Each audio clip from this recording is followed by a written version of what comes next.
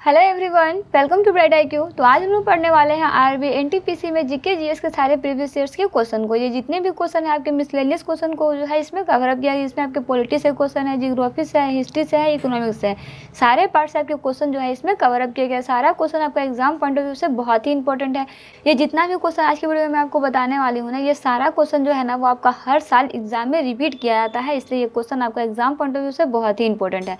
चलिए question number 17 से start करते हैं, जो है आपका कि how many sessions of the Lok Sabha are normally held in a year. एक वर्ष में लोकसभा के आमतौर पर कितने सत्र जो है वो आपके आयोजित किए जाते हैं। तो याद रखिएगा कि अगर हम लोग बात करते हैं ना लोकसभा के सेंसस की, तो एक साल में जो है ना वो आपका लोकसभा के 3 सत्र को जो है वो आपका आयोजित किया जाता है। इसमें पहला आपका होता है बजट सेशन, दूसरा होता है मानसून सेशन और तीसरा होता है आपका विंटर सेशन। ये आपके 3 सेशन है जो आपके लोकसभा में हमेशा एक साल में जो है वो आपके आयोजित किए जाते हैं ना। चलिए वही नेक्स्ट क्वेश्चन है आपके पास कि how many members can be nominated to Lok Sabha by president, यानी राष्ट्रपति द्वारा लोकसभा में कितने सदस्यों को मनोनीत किया जा सकता है। तो जी हाँ, इसमें याद रखिएगा कि राष्ट्रपति द्वारा लोकसभा में जो है वो आपका किसी भी सदस्य को मनोनीत नहीं किया जा सकता है, यानी आपका 0 इसका करेक्ट आंसर हो जाएगा ना। चलिए आगे बढ़ते हैं, इसका नेक्स्ट क्वेश्चन देखते हैं, जो है आपका कि वेट्स आर ग्रासलैंड ऑफ, यानी वेट्स जो है वो ग्रासलैंड का मैदान किससे संबंधित है। तो जी हाँ, ये आपका जिससे संबंधित है ना वह है आपका साउथ अफ्रीका। ये आपका साउथ अफ्रीका से जो है वो आपका संबंधित है। वही आपका नेक्स्ट क्वेश्चन है आपके पास कि who among the following was the first president of Pakistan. Pakistan की अगर हम लोग बात करते हैं तो पाकिस्तान के पहले राष्ट्रपति जो थे वो आपके थे इस्कंदर मिर्जा। चलिए अगर इसके बारे में हम लोग डिटेल्स में स्टडी करते हैं तो हम लोग बात करते हैं ना पाकिस्तान के सारे मिनिस्टर की, तो फर्स्ट प्रेसिडेंट जो है ना वो आपके इस्कंदर अली मिर्जा है, जो आपके ऑफिस ज्वाइन करने वाले 13 मार्च 1956 में जो है इन्होंने पहली बार ऑफिस को ज्वाइन किया था ना। याद रखिएगा कौन थे आपके प्रेसिडेंट थे, कौन थे आपके इस्कंदर अली मिर्जा थे, जो आपके फर्स्ट प्रेसिडेंट बने थे पाकिस्तान के। वहीं अगर हम लोग बात करते हैं कि फर्स्ट प्राइम मिनिस्टर कौन थे पाकिस्तान के इंडिपेंडेंस के बाद, तो वह है आपके लौकत अली खान। लौकत अली खान जो है वो आपके इंडिपेंडेंस पाकिस्तान के पहले प्राइम मिनिस्टर थे। वहीं मोहम्मद अली जिन्ना की बात करते हैं तो ये आपके पाकिस्तान के बैरिस्टर बोल सकते हैं, पॉलिटिशियन और फाउंडर ऑफ पाकिस्तान थे। तीनों टॉपिक को आप इसमें याद रखिएगा। ये क्वेश्चन आपका नेक्स्ट बार एग्जाम में पूछा जा सकता है 100% ना। चलिए आगे बढ़ते हैं, इसका नेक्स्ट क्वेश्चन देखते हैं, जो है आपका कि in the Maurya empire was the name of department of the chief of the mines, यानी मौर्य साम्राज्य में खान प्रमुख के विभाग का क्या नाम है। तो जी हाँ, अगर हम लोग इसकी बात करते हैं तो इसका नाम जो है वो आपका कर्मांतिका है। याद रखिएगा क्या है आपका, इसके प्रमुख भाग का नाम जो है आपका कर्मांतिका है ना। वहीं अगर इसमें हम लोग देखते हैं ना तो किस चीज़ों को क्या क्या नाम दिया जाता है इसको हम लोग डिटेल्स में समझते हैं। जैसे हम लोग बात करते हैं काउंसिल ऑफ मिनिस्टर की, तो काउंसिल ऑफ मिनिस्टर को मंत्रिपरिषद के नाम से जाना जाता है। वही मिनिस्टर को मंत्री के नाम से, प्राइम मिनिस्टर को अध्यक्ष के नाम से और हाई एडमिनिस्ट्रेटिव पोस्ट को जो है वो आपका तीर्थास के नाम से आया था, जिसमें टोटल 18 तीर्थास जो है वो होते हैं। वहीं सिविल सर्वेंट को आपका अमात्य के नाम से और आपका officer in change of land measurement को जो है वो आपका रज्जुकस के नाम से जाना जाता है।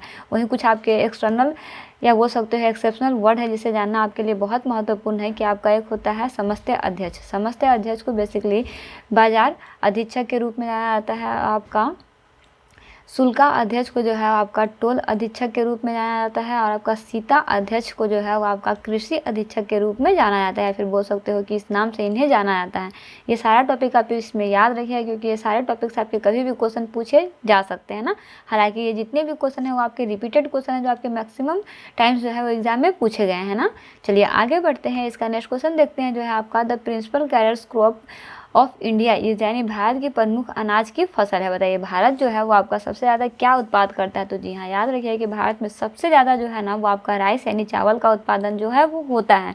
इसमें भी आपका सबसे ज़्यादा अगर पूछा जाए कि भारत में सबसे ज़्यादा कौन से राज्य में होता है तो वह है आपका वेस्ट बंगाल। वेस्ट बंगाल में सबसे ज़्यादा चावल की उपज जो है वो करी जाती है।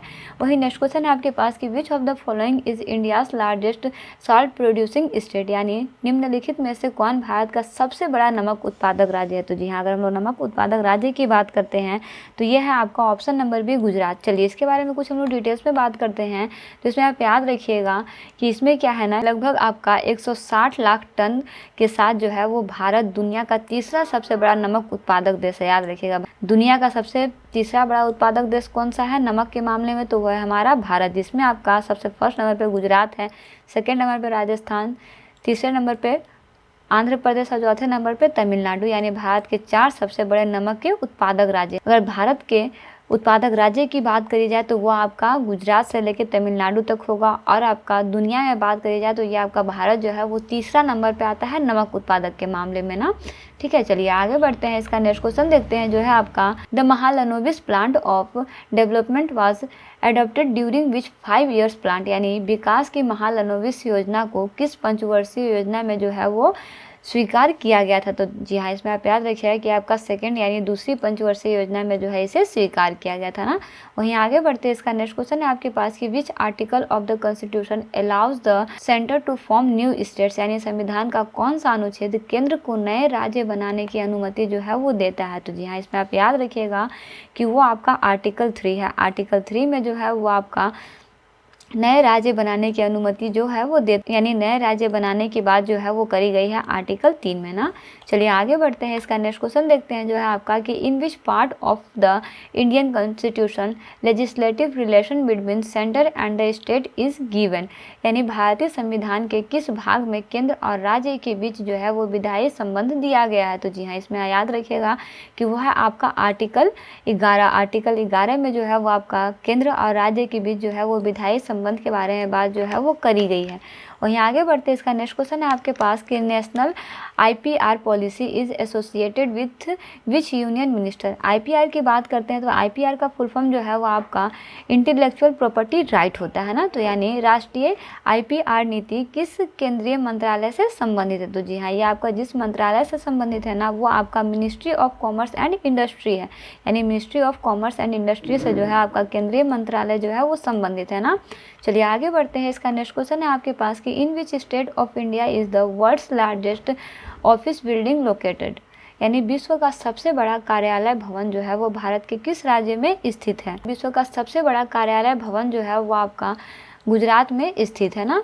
वहीं आगे बढ़ते हैं। इसका नेक्स्ट क्वेश्चन है आपके पास, ज्ञानवापी मस्जिद which was seen in the news is located in which state, यानी ज्ञानवापी मस्जिद जो है जो खबरों में थी किस राज्य में स्थित है। तो जी हाँ, आपका ये जिस राज्य में स्थित है ना वो राज्य आपका है उत्तर प्रदेश में जो है वो आपका ये स्थित है। चलिए अगर इसके बारे में कुछ डिटेल्स में बात करते हैं तो इसमें आप याद रखिएगा कि ज्ञानवापी मस्जिद जो है ना वो आपका वाराणसी में औरंगजेब के द्वारा 1669 में जो है वो बनाया गया था। हाल ही में क्या हुआ है ना कि वाराणसी की एक अदालत में भारतीय पुरातत्व सर्वेक्षण द्वारा जो है वो ज्ञानवापी मस्जिद मैदान को वैज्ञानिक जांच बोल सकते हैं, सर्वेक्षण या फिर बोल सकते हैं खुदाई के निर्देश जो है वो जारी किए हैं। इसमें क्या है आपका कि अदालत में उन्हें एक निर्धारित करने का काम जो है सौंपा है कि क्या वर्तमान संरचना पहले से मौजूद हिंदू मंदिर के शीर्ष पर बनाई गई थी। यानी इसमें कहा जा रहा है कि ये मस्जिद जो है ना ये पहले मंदिर हुआ करता था, तो इसकी जांच के लिए जो है वो आपका गठन किया गया है, कोर्ट में इसके लिए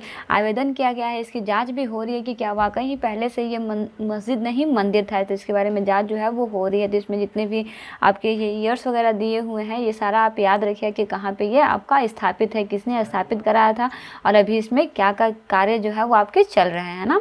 चलिए आगे बढ़ते हैं। इसका नेक्स्ट क्वेश्चन है आपके पास कि which one of the following cities of the Indus valley civilisation was known for water management, यानी सिंधु सभ्यता के निम्नलिखित शहरों में से कौन सा एक जो है वो आपका जल प्रबंधन के लिए जाना जाता है। तो जी हाँ, वो है आपका धौलावीरा। धौलावीरा जो है वो आपका एक ऐसा शहर है जो जल प्रबंधन के लिए जाना जाता है।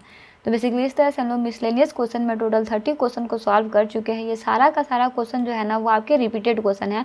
आरआरबी का जितना भी एग्ज़ाम होता है अभी तक जो भी एग्ज़ाम हुए पिछले 4 से 5 सालों में उन सारे ईयर्स में जो है ये आपके लगातार रिपीट किए हुए क्वेश्चन हैं जो कभी ना कभी एग्ज़ाम में पूछे जाते हैं। तो मैंने आपको सिर्फ क्वेश्चन ही नहीं बल्कि क्वेश्चन से जो भी कॉन्सेप्ट बन सकते हैं उन सारे कॉन्सेप्ट को भी मैं आपको क्लियर करने का कोशिश की हूँ। तो प्लीज़ इन सारे क्वेश्चन को आप कॉन्सेप्ट के साथ जरूर स्टडी कर लीजिएगा।